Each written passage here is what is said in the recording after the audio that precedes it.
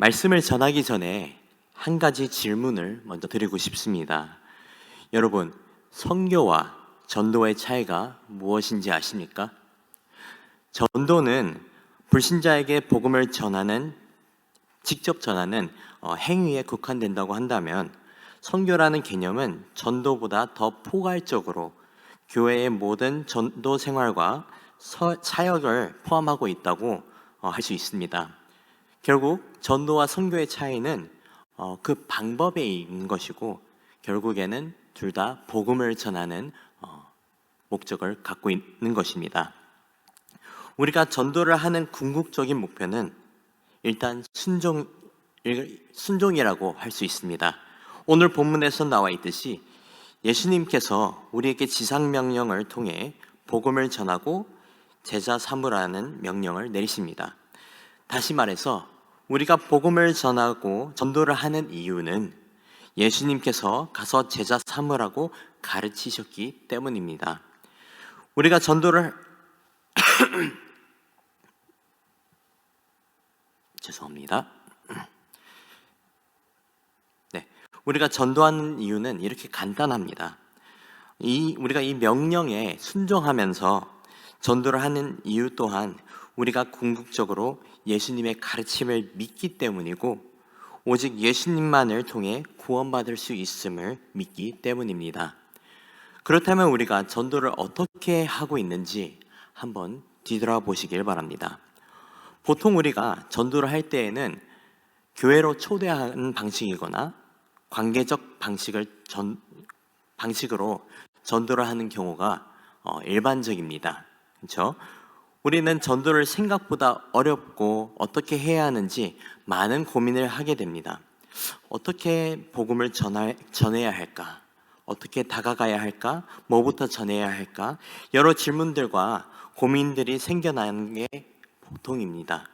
하지만 전도는 모든 신자에게 아주 힘든 일로서 그렇게 느끼는 것이 아주 정상이라고 생각합니다.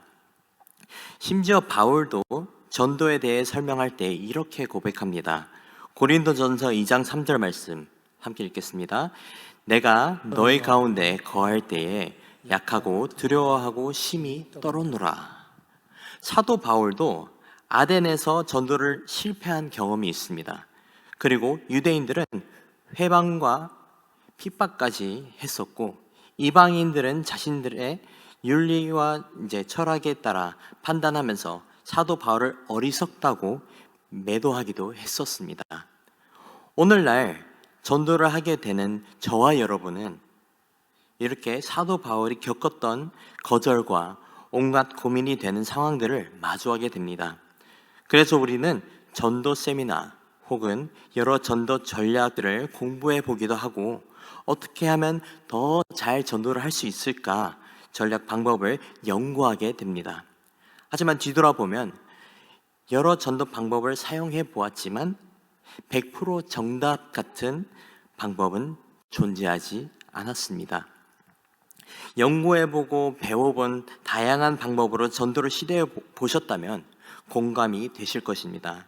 똑같은 방식으로 전도를 해도 어떤 사람들은 호기심을 갖게 되기도 하고, 어떤 사람들은 거절하는 사람들도 있고, 또 그리고 때로는 정말 복음을 믿음으로 받아들이고 기쁨으로 그 믿음 생활을 이어나가는 사람들이 있습니다.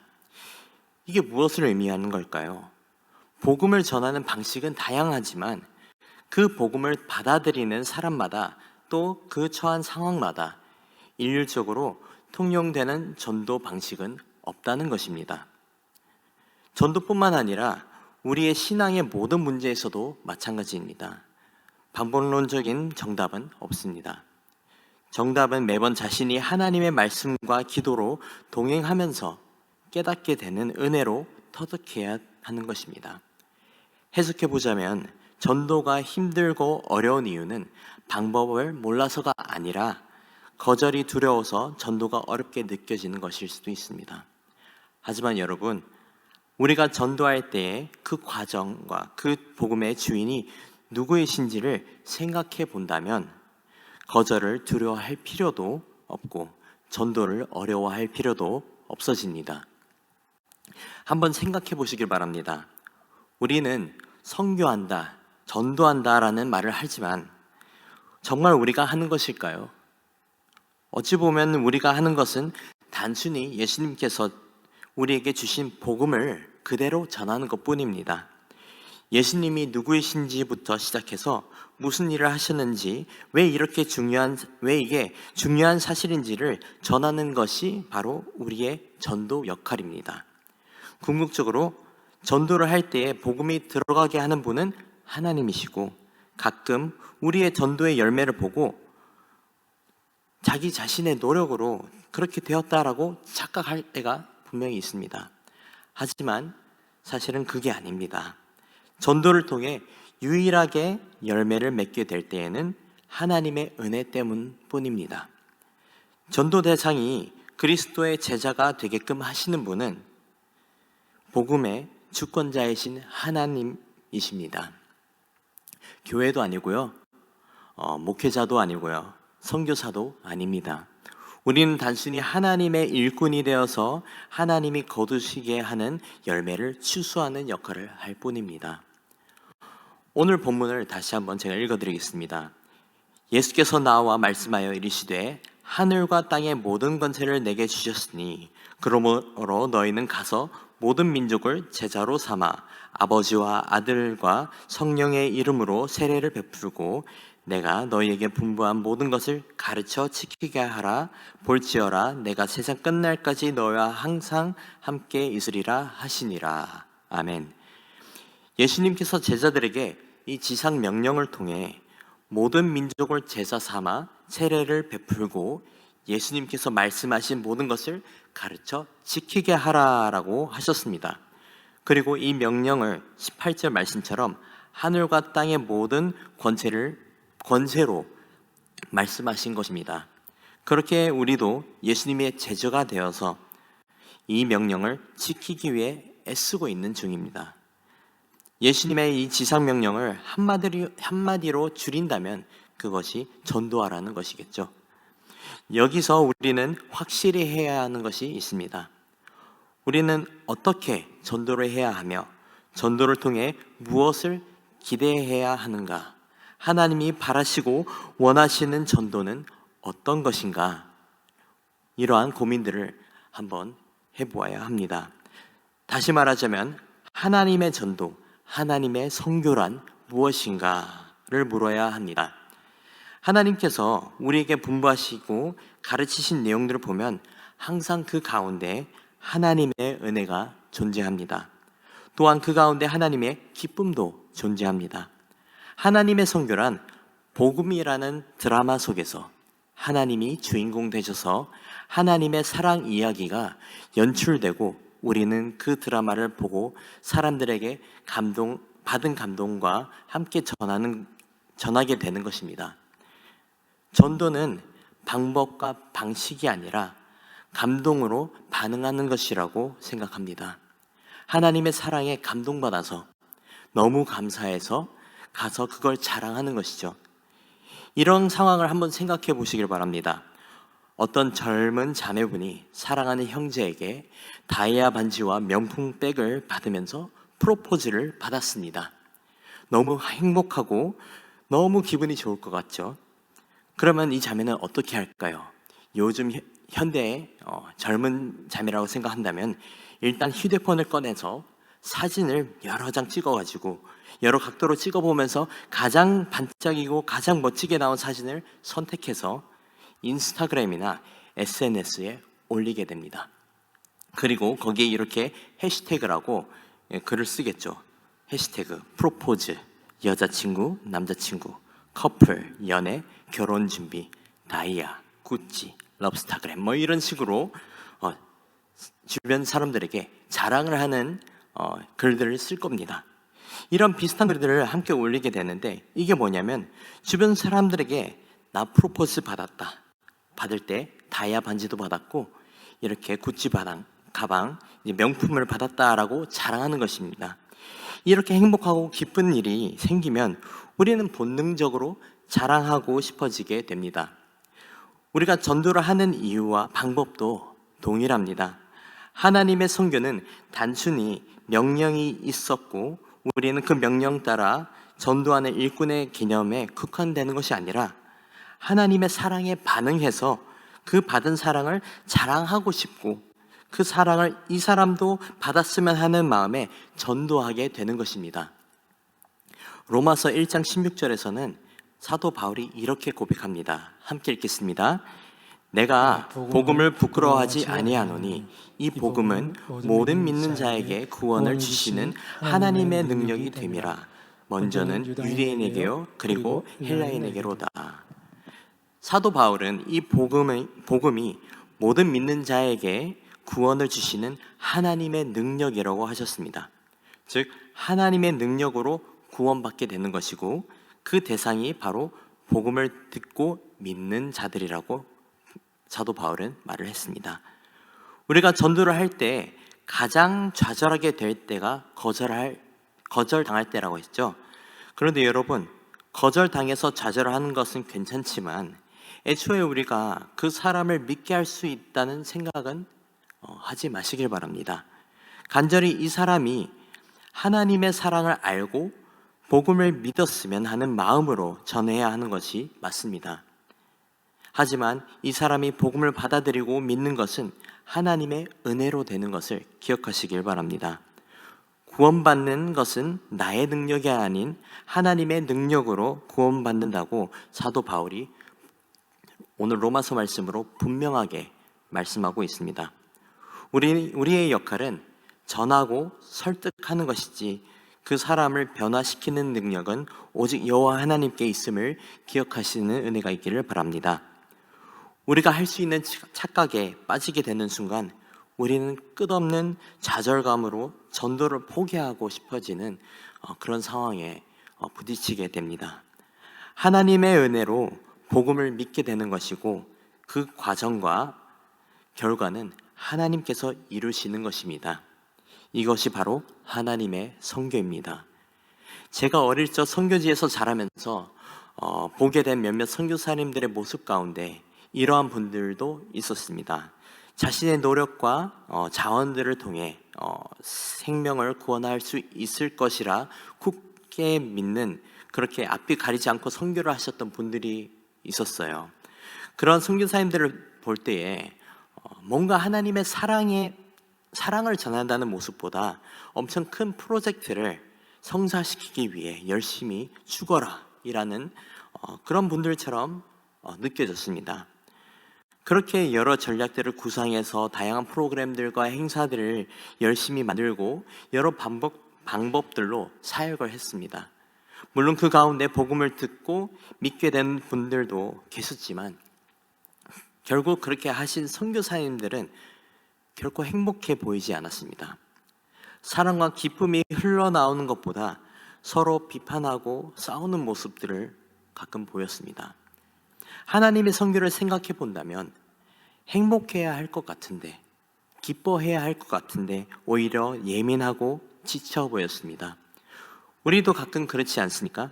복음을 위해 열심히 한다고 하는데 결국 지치고 생각대로 혹은 원하는 대로 안 돼서 답답한 적은 없으셨습니까? 생각해보면 하나님의 선교는 사람의 생각과 사람의 방식대로 이루어지는 것이 아니라 정말 하나님의 방식대로 이루어지는 것이 맞습니다. 선교의 주인은 하나님이신데 왜 도구된 사람이 사람의 뜻대로 이루어져야 하는가? 하나님의 선교를 이끄시는 분은 오직 하나님이셔야 합니다. 그렇기 때문에 우리에게 분명하게 먼저 주의 나라와 주의 의를 구하라는 이 말씀을 주셨죠. 마태복음 6장 33절 말씀 함께 읽겠습니다. 그런즉 너희는 먼저 그의 나라와 그의 의를 구하라. 그리하면 이 모든 것을 너희에게 더하시리라. 우리는 먼저 주의 나라와 주의 뜻을 구하라는 이 말씀을 뒤돌아봐야 합니다. 전도함에 있어서 하나님의 뜻, 하나님께서 무엇을 원하시고 바라실까라는 고민을 해야 한다는 것이죠. 우리가 어떻게 전도하면 하나님께서 기뻐하실까? 하나님의 마음은 어떠실까? 내가 어떤 마음을 가지고 전도 대상을 만나야 하는가? 하나님의 마음에 합한 전도를 하기 위해서는 우리는 더욱 묻고 질문하고 기도해야 합니다.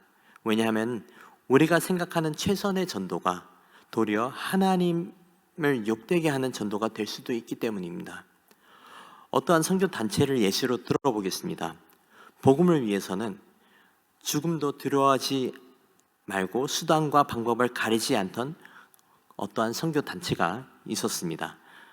앞뒤 가리지 않는 상황 때문에 오히려 기독교에 대한 반감이 생기고 강압적 전도를 통해 하나님의 인격적 만남을 경험하지 못하게 되는 경우들이 두루 있었습니다. 예를 들어 이슬람 국가의 법에 의하면 전도는 불법입니다. 엄밀히 말해서는 노방 전도는 불법입니다. 그럼에도 불구하고 사람들을 찾아가 전도를 하는 행위를 하면서 이 나라의 법이 잘못된 것이니 우리는 하나님의 사람들로서 이렇게 하는 게 맞다라고 하는 듯이 전도를 해왔습니다.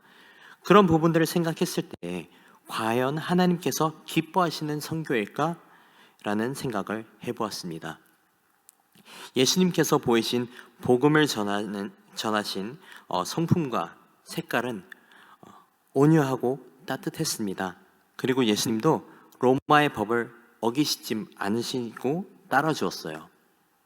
제자들과 그리고 그들과 함께 있던 무리들에게도 예수님은 늘 다정하고 따뜻하게 가르쳤고 모범을 보이시면서 복음을 전하시는 모습을 보이셨습니다. 강압적인 가르침이나 복음 제시를 하시지도 않으셨죠. 하나님의 선교 가운데 올바른 전도 방법이 있다면 예수님께서 보이신 전도의 태도입니다. 사람을 사랑하는 마음으로 다가가서 그 사람을 품고 그 사람을 따뜻하고 온유함으로 섬김으로써 복음을 전하는 것, 그리스도께서 보이신 전도이고 그리스도께서 우리에게 보여주신 선교의 모습이었습니다. 예수님께서 행하신 전도는 불법을 행하면서 하는 것이 아니라 모범이 되고 세상 사람들이 보면서도 감동을 주는 전도를 하셨습니다. 하나님께서 기뻐하시는 전도란 무엇인가를 고민했을 때 결론은 이렇습니다. 하나님께서 기뻐하시는 아들 예수 그리스도를 통해 주가 기뻐하시는 전도 방식을 배울 수 있다. 하나님께서 예수님을 보시고 기뻐하셨는데 예수님의 전도 방식을 또한 기뻐하지 않으셨을까요? 우리는 그리스도의 제자 되어서 이 땅 가운데 모든 사람들을 제자 삼고 가르치라는 명령을 받았습니다. 하지만 궁극적으로 우리는 예수님의 사랑 때문에 감동을 받고 그 감동에 반응해서 전도를 하게 되는 것이죠. 그렇게 전도하는 성도가 되기 위해서 먼저 하나님께서 기뻐하시는 선교를 감당하기 위한 세 가지 조건들이 있습니다. 첫 번째로 우리는 먼저 사랑해야 합니다. 먼저 우리는 예수님께서 우리를 사랑하셨듯이 서로 이웃을 사랑하고 서로를 사랑해야 합니다. 사랑하지 못하면서 어떻게 예수님의 사랑을 우리가 전할 수 있겠습니까? 복음이라는 것 자체가 정말 예수님의 사랑을 전하는 것인데 내가 그 사람을 사랑하지 못하면 그 사랑을 전할 수 없겠죠. 예수님처럼 복음을 전하기 위한 가장 기초되어야 하는 것이 바로 사랑입니다. 우리도 예수님의 사랑을 통해 감동받아 그 사랑의 복음을 전도하게 되는 것입니다. 우리를 사랑하신 예수님의 사랑을 기초 삼아 먼저 이웃을 사랑하며 그 예수님의 사랑의 소식을 전하는 저와 여러분이 되기를 간절히 소망합니다. 두 번째로는 복음의 주인은 하나님이심을 기억하시기 바랍니다. 마태복음 9장에 따르면 우리는 복음을 전하는 도구이고 추수할 일꾼이라고 나와 있습니다. 우리는 하나님께서 뿌리신 복음의 씨앗들이 자라서 때가 되었을 때 추수하는 일꾼들입니다. 복음을 믿게 하시는 분도 하나님이시고 믿음이 자라게 하시는 분도 하나님이십니다. 우리는 그저 하나님께서 복음을 전하는 도구로서 쓰임받는 주의 일꾼들이죠. 우리는 복음을 심는 일꾼이고 그 복음의 씨앗이 자리 잡고 자라게 하시는 분은 오직 하나님이십니다. 하나님께서 역사하시는 분이시고 이 복음 사역에 우리는 그저 동참할 뿐입니다. 복음의 주인 되시는 하나님을 의지하며 나아가는 저와 여러분이 되기를 간절히 소망합니다. 세 번째로 예수님의 마음. 마지막으로 하나님의 선교 가운데 우리는 그리스도께서 보이신 자세로 복음을 전해야 합니다. 예수님께서 보이신 온유하고 따뜻한 마음으로 복음을 전해야 한다는 것이죠. 강압적인 전도가 아니라 복음이 있는 사랑으로 감동이 있는 사랑으로 복음을 전하는 저와 여러분이 되기를 간절히 소망합니다. 앞으로 다가올 새생명 축제에 이웃들과 지인들을 초대하게 될 때에 예수님처럼 사랑과 온유함과 따뜻한 마음으로 전도하는 은혜가 있기를 소망합니다. 무엇보다도 축제인 만큼 함께 기뻐하며 영광 올려지는 복음의 현장이 되기를 소망합니다. 오늘 시간 다 함께 기도하기를 원합니다. 찬양하기를 원합니다. 정말 내 마음에 주님께서 나를 향해서 주신 사랑이 그 사람들을 이웃을 위해 흘러갈 수 있는 그러한 사랑으로 다시 채워지게 해주시고 정말 주의 복음을 들고 나아갈 때에 사랑으로 예수님의 마음으로 하나님의 마음으로 나아가기를 원합니다. 내 마음에 주를 향한 사랑이 내 마음에 주를 향한 사랑이 나의 말에 주가 주신 진리로 나의 눈에 주의 눈물 채워주소서.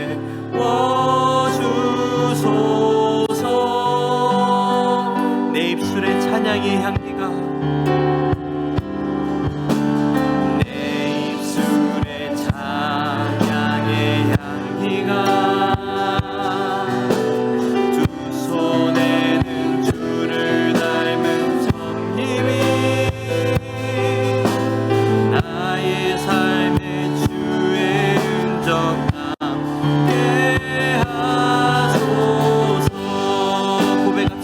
하나님의 사랑이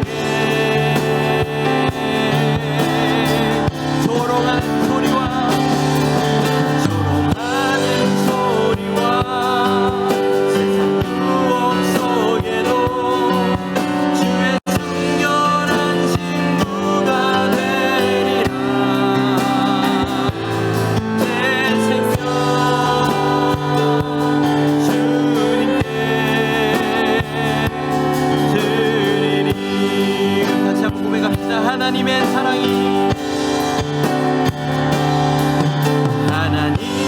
사랑이 영원히 함께하리. 십자가의 길을 걷는 자에게 순교자의 삶을 사는 이에게 조롱하는 소리와